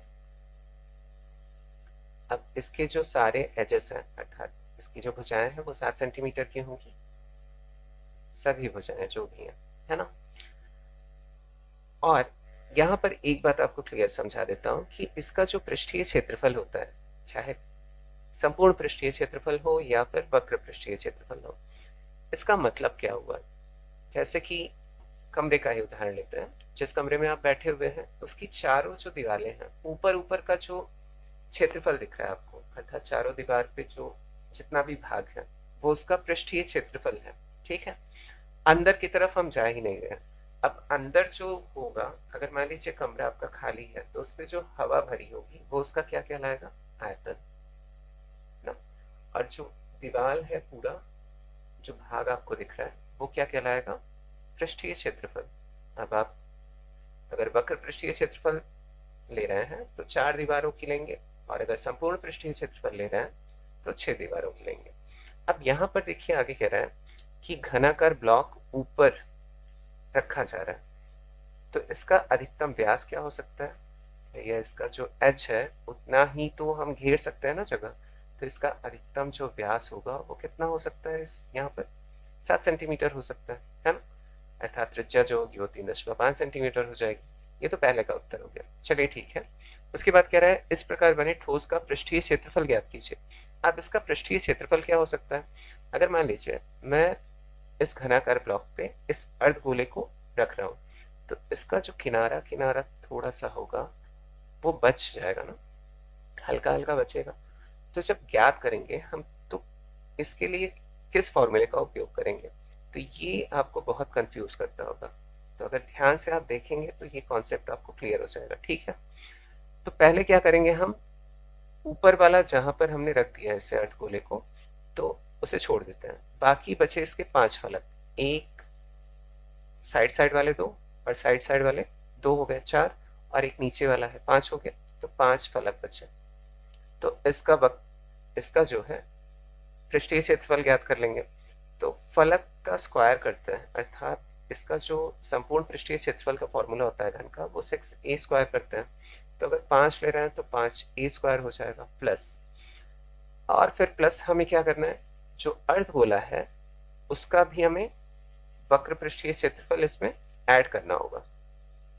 तो इसका अर्धगोले का जो वक्र पृष्ठीय क्षेत्रफल होता है वो 2πr² होता है, और फिर प्लस जो ऊपर वाला एक फलक बचा हुआ है घन का, उसे भी ऐड करेंगे। तो ऊपर का जो बचा हुआ है वो कितना होगा, a² होगा, है ना, एक ही तो बचा है तो उसका a² हो जाएगा। अब इसमें घटाना किसे है हमें, जो वृत्ताकार भाग है उसका नीचे का जो, अर्थात वृत्ताकार भाग होता है ना इसका नीचे वाला हिस्सा अर्धगोला का, तो उसे घटाना है। तो इसका फॉर्मूला क्या होता है, अगर वृत्त लिया जाए तो इसके क्षेत्रफल का फॉर्मूला होता है πr², तो इसमें घटा दीजिए πr²। अब यहाँ तो ठीक है, ये वाला फॉर्मूला मैंने लगा लिया। अब अगर इसी प्रश्न को आपको उल्टा ये करके पूछ लिया जाए कि एक घन दिया है, ठीक है, और अब पहले बना लो फिगर, उसके बाद आपको समझाता हूँ। इसमें एक अर्धगोलाकार गड्ढा कर दिया जाए, तो इसका जो पृष्ठीय क्षेत्रफल होगा वो क्या होगा, उसके लिए भी सेम यही फॉर्मूला लगेगा। और किस प्रकार से लगेगा ये समझा देता हूँ आपको। अब देखिए, इसके 5 फलक हम लेंगे ही लेंगे, बाहर बाहर से ले रहे हैं ना तो कोई दिक्कत नहीं है, क्योंकि दीवारों का हम क्षेत्रफल निकाल रहे हैं। तो ये निकाल लिया मैंने 5 फलकों का क्षेत्रफल 5a² प्लस, अब यहां से एक नया आकार बन रहा है, कौन सा, अर्धगोलाकार बन रहा है ना। तो अर्धगोलाकार का भी क्षेत्रफल लेंगे, वक्र पृष्ठीय क्षेत्रफल लेंगे 2πr², ठीक, प्लस अब जो ऊपर का हम भाग है उसे भी इसमें ऐड ही करेंगे a² माइनस, अब जो भाग वृत्ताकार भाग जो है वो गायब हो रहा है, उससे क्या करेंगे πr²।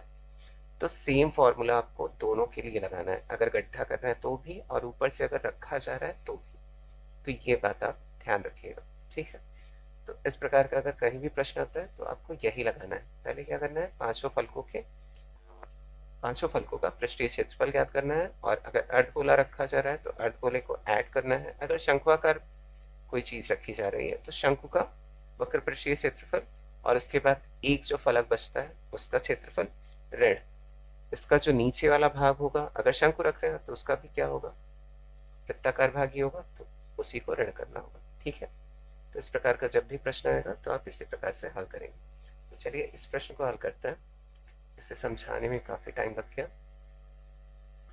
तो फिगर ऐसा ही होगा। तो यहाँ पर मैंने बता दिया आपको कि जो अर्धगोले का अधिकतम व्यास होगा वो कितना हो सकता है, 7 सेंटीमीटर ही हो सकता है, क्योंकि इसकी जो भुजा है वो 7 सेंटीमीटर है। तो इसी से सटा के अगर बनाएंगे तो इसका भी जो व्यास निकल के आएगा वो कितना निकल के आएगा, 7 सेंटीमीटर। तो ये हो गया पहला उत्तर, और सेकंड वाला भी हम लगाएंगे। चलिए तो लिख लेते हैं जो दिया हुआ है, सॉरी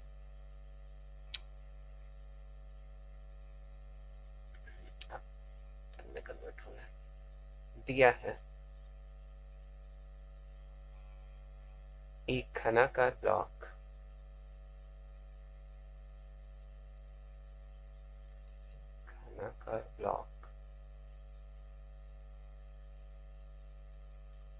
के ऊपर एक अर्धगोला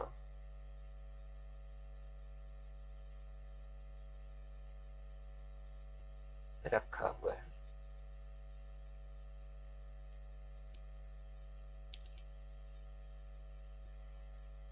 इसलिए अर्धगोले का व्यास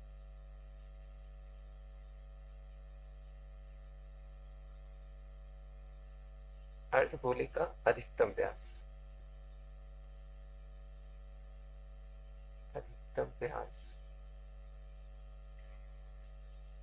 घन की भुजा के बराबर होना चाहिए। घन की भुजा के बराबर होना चाहिए।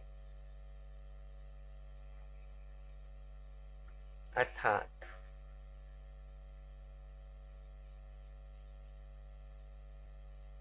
घन की भुजा बराबर अर्धगोले का व्यास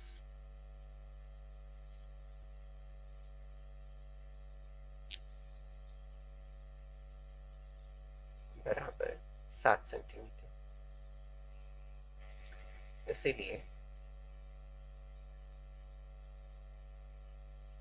अर्धगोले की त्रिज्या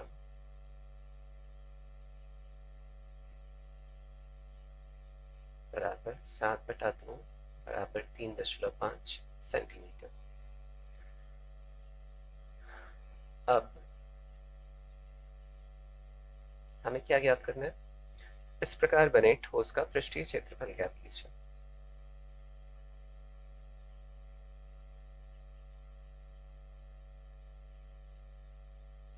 अब ठोस का पृष्ठीय क्षेत्रफल बराबर, अब जैसा कि मैंने बताया था, घन के 5 फलकों का क्षेत्रफल धन अर्धगोले का वक्र पृष्ठीय क्षेत्रफल। अच्छा, एक बात आपको कंफ्यूज अब भी करता होगा तो मैं दोबारा समझा देता हूँ। जैसा कि मैंने गड्ढे के लिए बताया था आपको कि अगर इसमें से गड्ढा, तो वो बात आपको क्लियरली समझा देता हूँ जिससे कोई कंफ्यूजन ना रहे, ठीक है?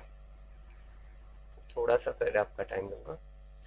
तो यहाँ अगर मैं इस प्रकार का गड्ढा कर रहा हूँ, अब देखिए वक्र पृष्ठीय क्षेत्रफल इसका जब निकाल रहे हैं, क्यों निकाल रहे हैं? ऐड इसमें भी क्यों करना पड़ रहा है हमें?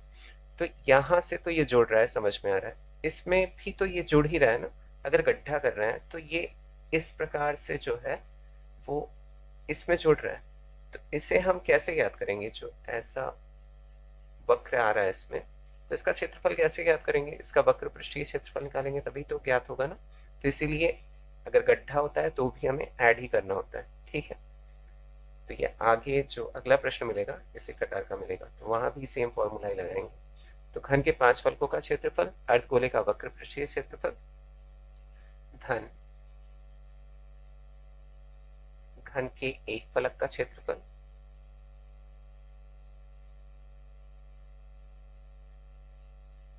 ऋण अर्धगोले के वृत्ताकार भाग का क्षेत्रफल। अब इतना डिटेल से लिख के इसलिए बता रहा हूं जिससे कि आपको याद हो जाए अच्छे से। तो याद तो नहीं करना है, समझ के अगर आप समझ लेंगे तो हमेशा के लिए याद हो जाएगा। अर्धगोले के वृत्ताकार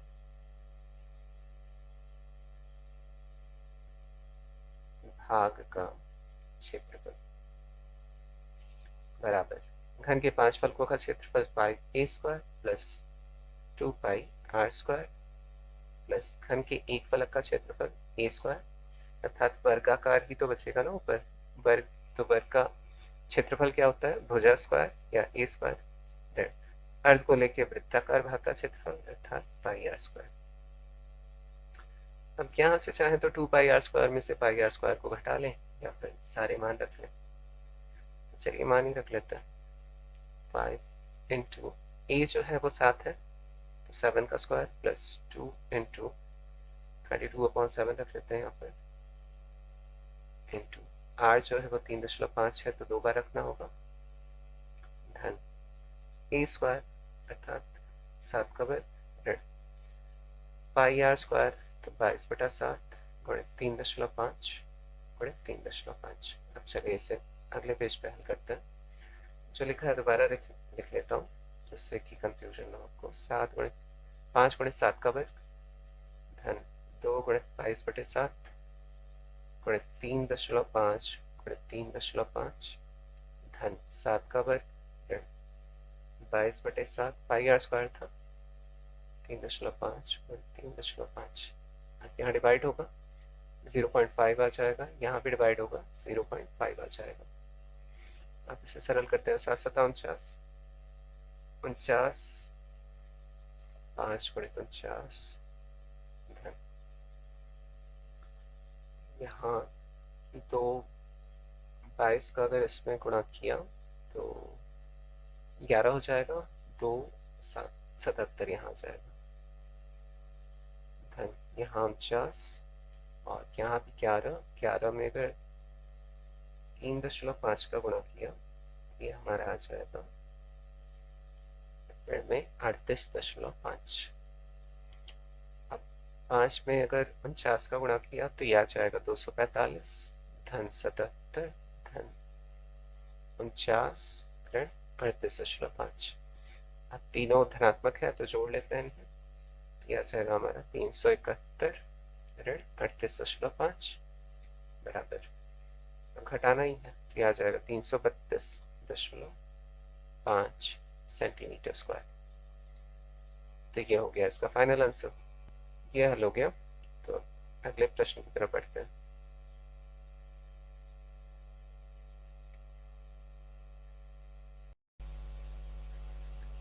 नवा प्रश्न है, एक घनाकार ब्लॉक के एक फलक को अंदर की ओर से काटकर एक अर्धगोलाकार गड्ढा इस प्रकार बनाया गया है कि अर्धगोले का व्यास घन के एक किनारे के बराबर है। शेष बचे ठोस का पृष्ठीय क्षेत्रफल ज्ञात कीजिए। अब इस प्रश्न के बारे में मैंने आपको बताया था पिछले प्रश्न में ही, यहाँ भी एक बार मैं अच्छे से आपको समझा देता हूँ। पहले फिगर बना लेते हैं। दिया है घनाकार ब्लॉक है तो एक घन बना लेते हैं।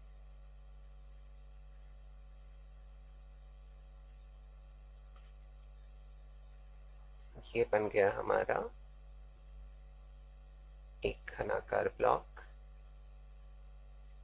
और आगे दिया है कि अर्धगोले का व्यास घन के किनारे के बराबर है। तो एक अर्धगोलाकार काट लेते हैं, गड्ढा बनाया जा रहा है ना इससे, और इसका एक किनारा इसके व्यास के बराबर है। मान लेते हैं कि इसका एक किनारा जो है वो L है, तो इसका व्यास भी कितना हो जाएगा अर्धगोले का, वो भी L होगा। अगर त्रिज्या ज्ञात करनी होगी तो L/2 हो जाएगा। ठीक है, अब एक बार आपको समझा देता हूँ कि फॉर्मूला सेम हम क्यों क्यों यूज करते हैं। अब यहाँ भी देखिए, अगर गड्ढा किया जा रहा हो या फिर ऊपर से रखा जा रहा हो, इसमें ऐड ही तो हो रहा है ना, इसके क्षेत्रफल में ऐड हो रहा है, जो घन है उसमें ऐड हो रहा है। अब चाहे इसमें हम शंक्वाकार गड्ढा कर दें या ऊपर से जोड़ दें तो क्षेत्रफल जुड़ेगा ही, है ना। तो इसीलिए हम ऐड करते हैं, जैसा फॉर्मूला गड्ढे में यूज करते हैं वैसा ही ऊपर जोड़ने पर भी करते हैं। अब एक बार फिर से समझा देता हूँ। इसके 5 फलकों का क्षेत्रफल लेंगे 5a² प्लस, अब यहाँ जो गड्ढा हो रहा है तो इस आकार का हो रहा है, अर्थात वक्र पृष्ठ के आकार का हो रहा है, तो इसीलिए इसे ऐड करते हैं 2πr²।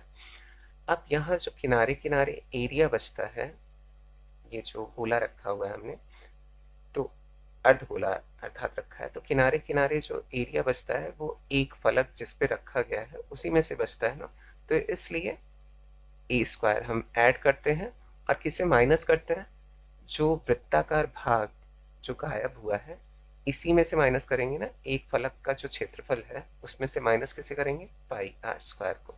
तो इसीलिए जब भी रखने वाला फॉर्मूला है या गड्ढा करने वाला फॉर्मूला है, अर्थात फॉर्मूला यूज करना हो, तो हम यही फॉर्मूला हमेशा यूज करेंगे। तो आई होप कि आपको ये बिल्कुल क्लियर हो गया होगा कि ये फॉर्मूला क्यों यूज होता है। अगर शंक्वाकार होगा तो यहाँ वहां पर उसका फॉर्मूला यूज कर लेंगे, ठीक है, वक्र पृष्ठीय क्षेत्रफल वाला, और उसका जो नीचे वाला भाग होता है वो वृत्ताकार ही होता है, तो वहाँ πr² ही माइनस होगा। तो आई होप कि ये आपको बिल्कुल क्लियरली समझ में आ गया होगा। अगर यहाँ बेलनाकार होता तो भी हम ऐड करते, और अच्छा वहाँ पर जो वृत्ताकार भाग होता है वो 2 होता है, एक ऊपर और एक नीचे, तो 2 बार हमें माइनस करना होता है, अर्थात 2πr² को माइनस करना होता है। तो आई होप कि आपको ये समझ में आ गया होगा। चलिए अब हल कर लेते हैं इससे।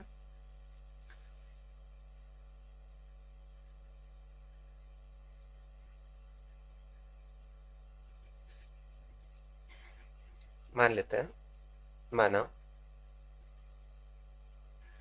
घन की भुजा बराबर अर्धगोले का व्यास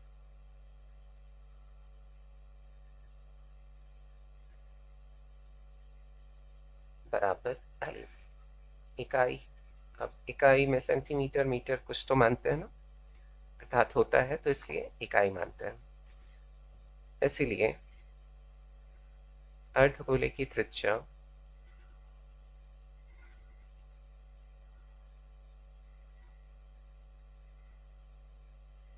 small R is equal to L by 2 इकाई हो जाएगा,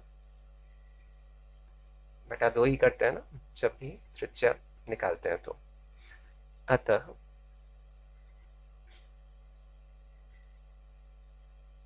शेष बचे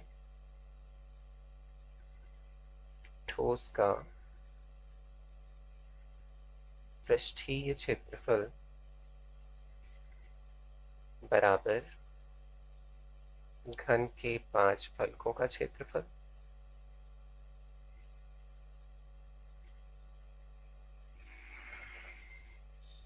धन अर्धगोले का वक्र पृष्ठीय क्षेत्रफल। दोबारा से आपको डिटेल में लिखवा दे रहा हूं, इससे एकदम कंठस्थ हो जाए, आपके दिमाग में छप जाए। वक्र पृष्ठीय क्षेत्रफल धन घन के एक फलक का क्षेत्रफल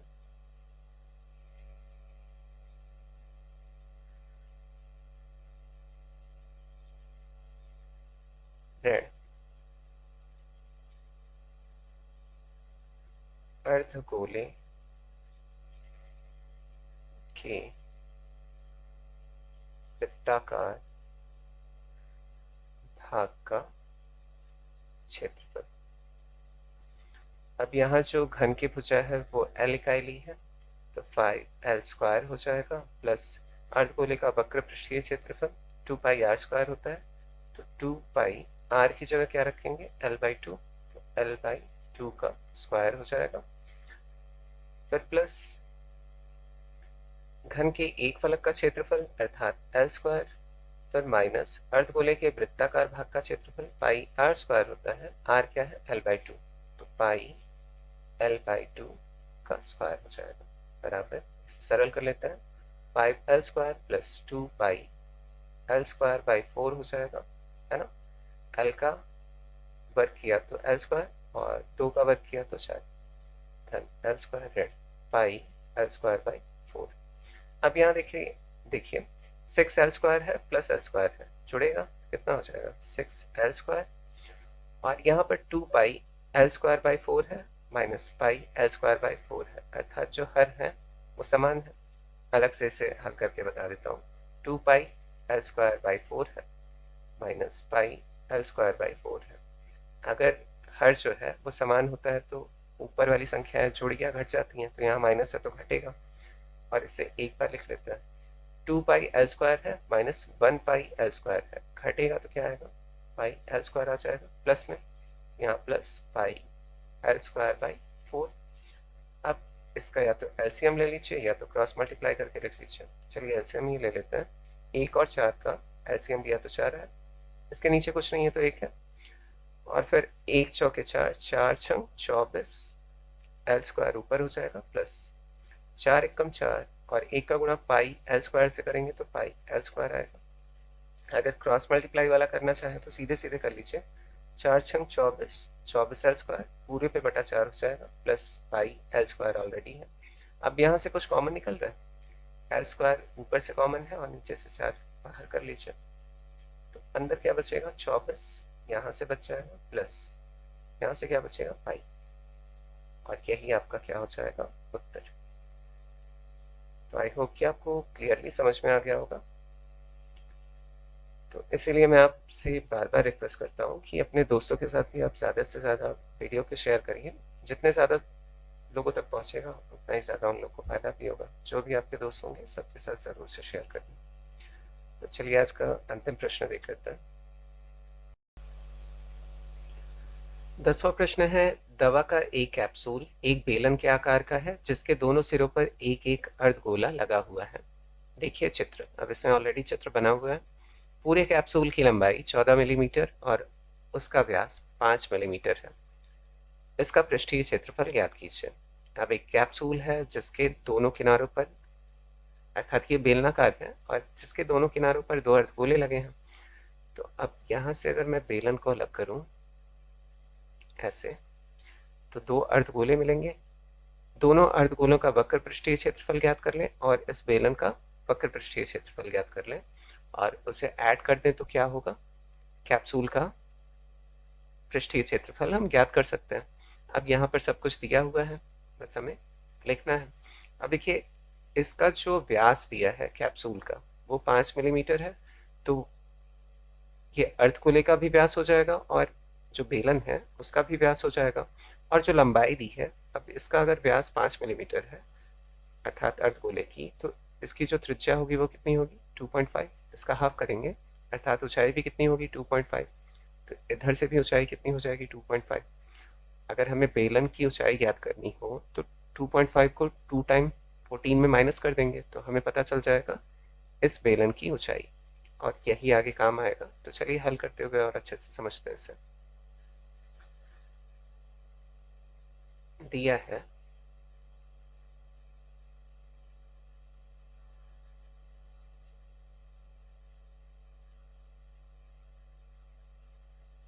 कैप्सूल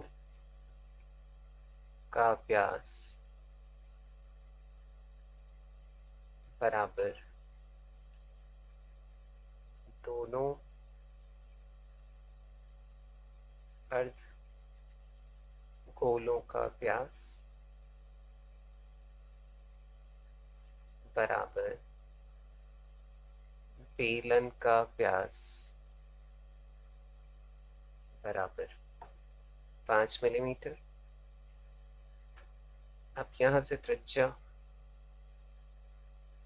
इसीलिए त्रिज्या बराबर 5/2 बराबर 2.5 मिलीमीटर तथा कैप्सूल की लंबाई बराबर 14 मिलीमीटर।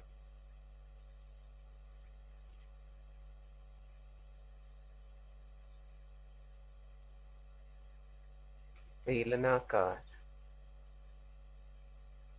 भाग की लंबाई या ऊंचाई बराबर 14 ऋण 2 गुणित 2.5 करेंगे, या 2.5 धन 2.5 यही करना होगा, बराबर 14 ऋण यहाँ 5 आ जाएगा, 14 ऋण 5 करेंगे तो 9 मिलीमीटर। ये हमने ज्ञात कर लिया बेलनाकार भाग की लंबाई या ऊंचाई और त्रिज्या, अर्धगोलों जो अर्धगोले हैं उनकी भी त्रिज्या और बेलन की भी त्रिज्या।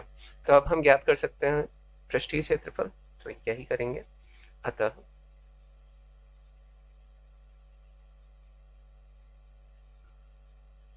कैप्सूल का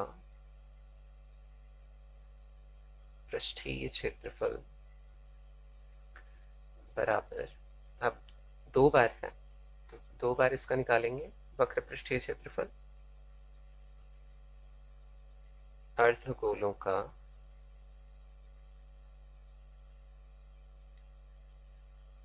वक्र पृष्ठीय क्षेत्रफल धन बेलन का वक्र पृष्ठीय क्षेत्रफल।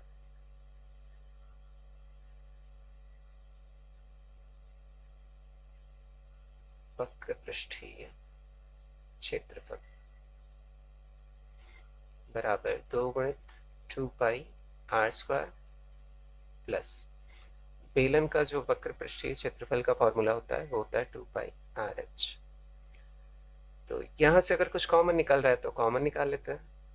यहाँ 2 पाई है, r है ना, यहाँ भी 2 पाई r है, तो 2 पाई r को बाहर निकाल लीजिए, यहाँ से बच जाएगा 2 और 2 पाई r निकल गया तो सिर्फ r बचेगा एक बार, और यहाँ से बच जाएगा हमारा h। चलिए इसे नेक्स्ट पेज पे लिख लेते हैं, 2 पाई r और हमारा बचा है 2 इंटू r प्लस h। अब हम मान रख लेते हैं, 2 गुणित 22/7 यहाँ रख रहा हूँ, गुणित 2.5, और यहाँ भी अगर मान रखें तो 2 गुणित 2.5 धन h जो है वो 9 आया है, तो 2 गुणित 22/7 गुणित 2.5, और यहाँ पर आ जाएगा 5 ढाई दूना 5 होता है, धन 9 बराबर। अब आपको समझ में आ गया होगा कि 22/7 यहाँ पर मैंने क्यों रखा है, क्योंकि ये 14 हो जाएगा, बाहर आएगा तो कट जाएगा 7 से, तो 2.5 और यहाँ आ जाएगा 14, इससे ये कैंसिल हो जाएगा, 7 दूनी 14। अब 2 दूनी 4, 4 का अगर 22 में गुणा करेंगे तो 88, 88 का अगर 2.2 में गुणा करेंगे, 2.5 में अगर गुणा करेंगे तो ये हमारा आ जाएगा, सर 88 आ रहा है,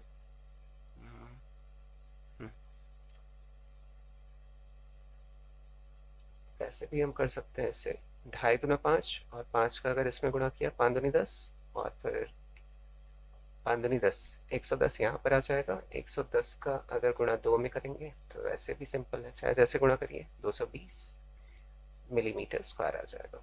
ये आ गया आपका फाइनल आंसर। तो ये वाला प्रश्न भी हल हो गया। अब जो इसका अगला पार्ट है उसमें बाकी के बचे 10 प्रश्नों को मैं हल करने की कोशिश करूंगा, अगर नहीं हो पाता है तो 3 पार्ट इसके बनेंगे, अर्थात टोटल 3 पार्ट्स होंगे, ठीक है। तो यहाँ लास्ट में आपको एक प्लेलिस्ट दिखता है राइट साइड पे और लेफ्ट साइड पे सब्सक्राइब का बटन दिखता है। तो प्लेलिस्ट में जो है जितने वीडियो मैंने क्लास 10th के लिए अपलोड किए हैं उसके सारे आपको एक्सरसाइजेस के सॉल्यूशंस मिल जाएंगे, और अभी तक अगर आपने सब्सक्राइब नहीं किया तो सब्सक्राइब का बटन आपको लेफ्ट साइड पे मिल जाएगा, यहाँ पे क्लिक करके आप सब्सक्राइब कर सकते हैं, और लाइक भी कर दिया करिए वीडियो को, और ज़्यादा से ज़्यादा अपने दोस्तों के साथ शेयर करिए। तो आज के लिए बस इतना ही, फिर मिलते हैं नेक्स्ट वीडियो में। Take care, bye bye.